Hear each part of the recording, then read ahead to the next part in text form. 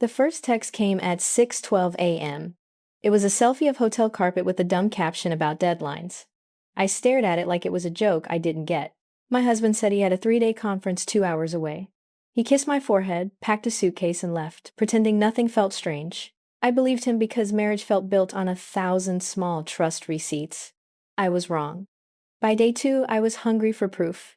The dinner receipts he sent were blurry.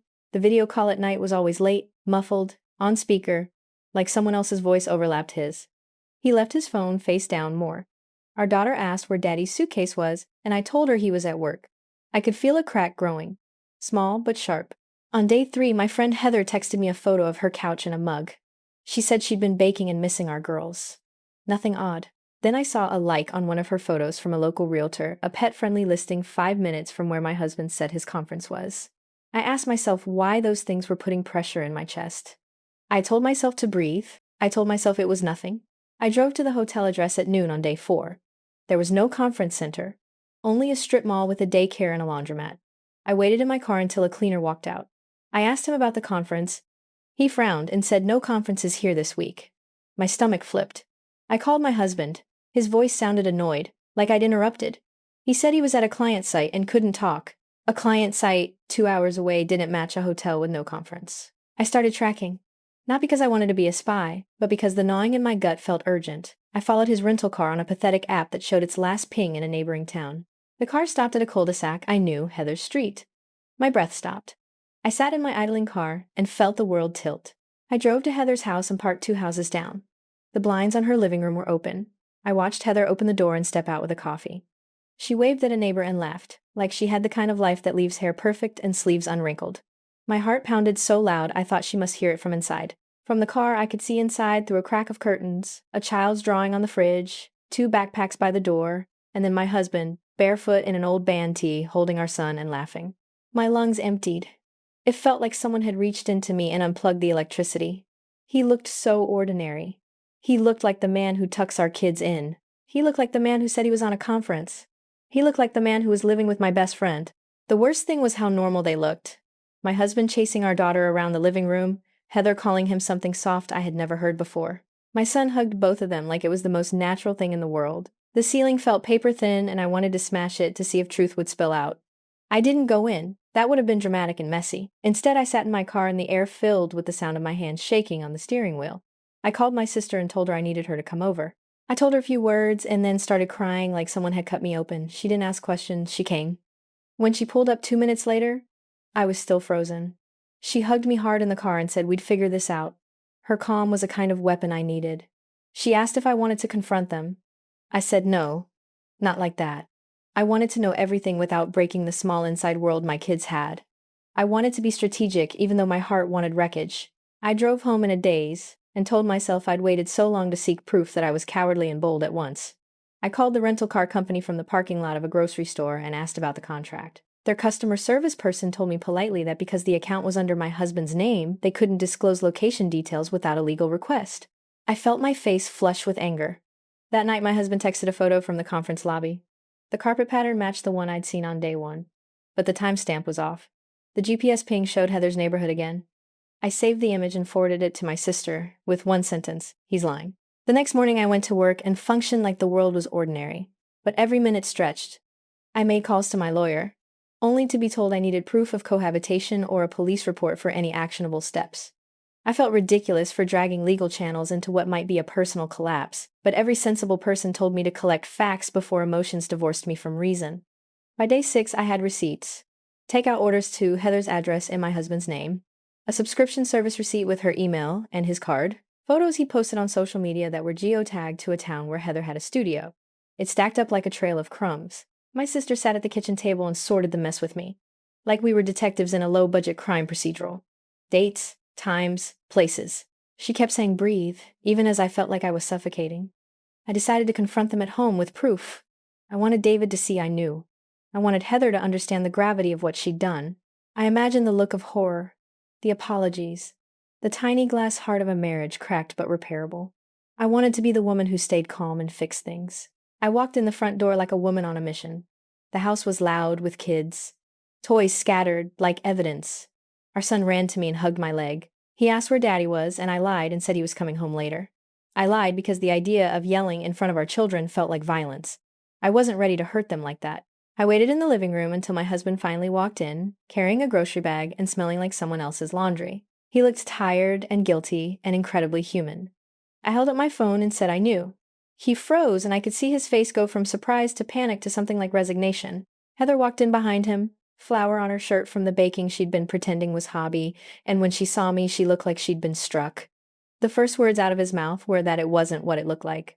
He tried to explain he'd been stressed. The conference was actually a client engagement. They were helping with kids because Heather's husband had left town. He'd moved temporarily to help. There were 100 half answers poured out like spilled milk that couldn't be gathered again. Heather's explanation was rougher. She said she and David had not planned this. They'd comforted each other, had gotten close in the lonely nights, and one night the closeness crossed the line.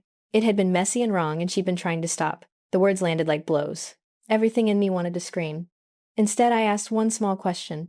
So you were living with her and our kids for weeks and you never thought to tell me? He stammered. He said they'd been protecting our family from chaos, that Heather's husband was abusive, and they were sheltering her and the kids. But they hadn't told me because they were afraid how I'd react. The story had jagged edges. I wanted to believe it because a part of me preferred a rational explanation to the one that stabbed. My sister stayed in my kitchen while I learned everything. She packed a bag I didn't know I needed. She said, "You can't make decisions when your heart is that loud. Go stay with her for a night. Sleep. Think." She drove me to my parents' house with our kids in the back seat, and I realized how much the little routines had kept me from seeing the truth.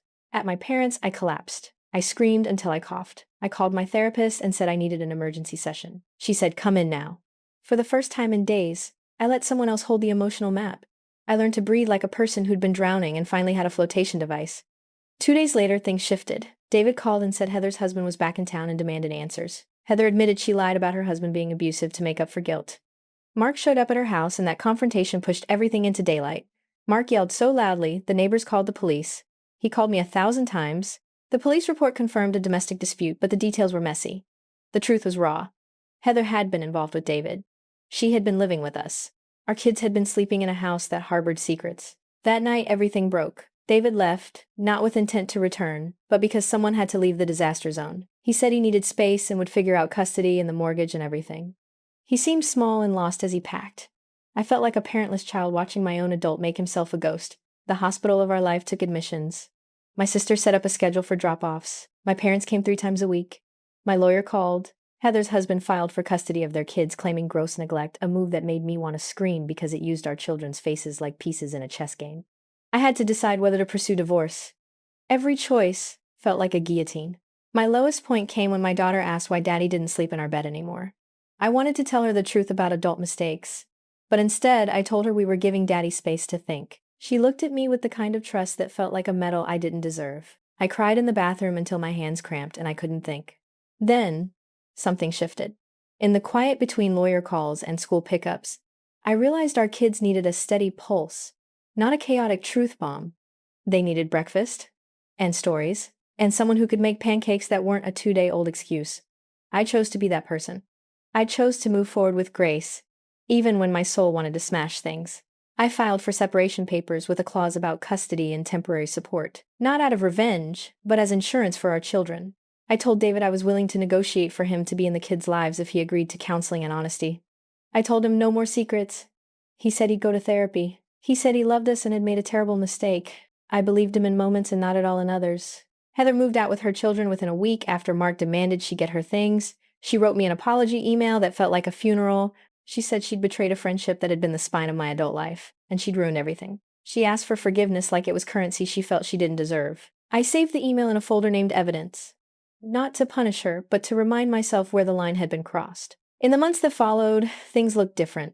David and I attended counseling twice a week. The counselor forced us to answer small questions about who we were being in the marriage. He asked whether our marriage was salvageable if the foundation had been cracked by lies. We both said we needed time. We set boundaries, supervised visits at first, then unsupervised weekends if he stuck to therapy. Heather was out of our lives except for the logistics of shared children with Mark. She mailed a box of things for our kids and included a short handwritten note that said she was sorry in words smaller than the paper. I threw it away after reading it twice. The truth is ugly and messy. The house still echoed with memories, the puzzle of which adult belonged where took months to solve. People in my neighborhood whispered at soccer practice and at the grocery store. Some friends picked sides. My social life narrowed into a ring of people who cleaned up the sharp bits with me. A year later, we had a rhythm. Not the same as before, but functional. David and I co-parented like diplomats. He came home sometimes for dinner, but the bed stayed mine. He earned back small things. Respect for dropping the kids to school on time, honesty about his whereabouts, the courage to tell our children age-appropriate truths when they asked. He never stopped being sorry. I never stopped being fractured. What I learned is this. Trust is not a single document you can file under proof. It's 1,000 tiny actions rebuilt daily. I learned I could survive the worst kind of betrayal and still be a mother who makes pancakes and listens to science fair fears. I learned the body remembers how to breathe after trauma. Heather, who had been my best friend, became a cautionary tale I told myself at 2 a.m. when guilt crept in. I never invited her back. She tried to apologize in person months later at a cafe, and I left before we finished our coffees. Sometimes people are toxic not because they mean to be, but because their needs swallow everything around them.